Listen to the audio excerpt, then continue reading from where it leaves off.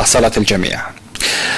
On revient vers ce journal et vers ce retour hier au pays de ces deux prodiges, chacun dans son domaine. D'abord de ce médaillé d'or algérien Oussama Sahnoun, il est détenteur du double record du championnat d'Afrique de natation.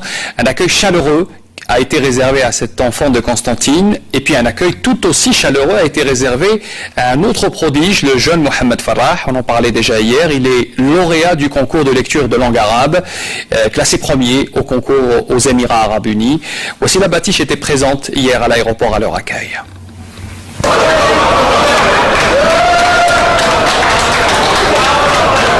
Double joie hier à l'aéroport Mohamed Boudiaf.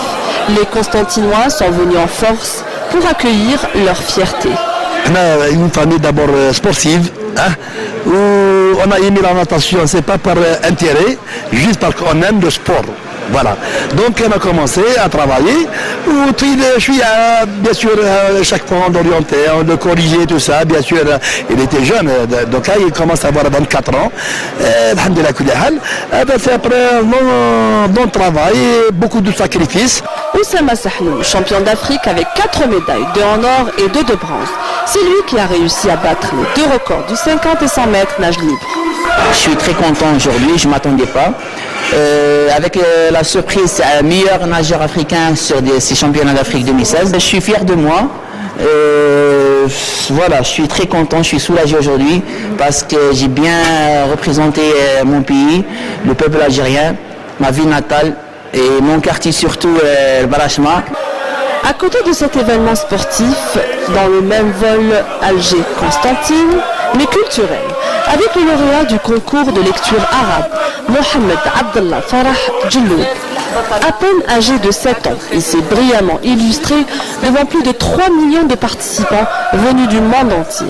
أنا سعيد جدا بهذا الفوز وأهدي هذا الفوز إلى كل الشعب الجزائري والعربي ووصولي إلى هذه المرحلة تأكيد لقول الإمام عبد الحميد بن باديس رحمه الله شعب الجزائر مسلم وإلى العروبة ينتسب. Alors bon, bravo encore une fois pour ces deux prodiges de la ville de Constantine.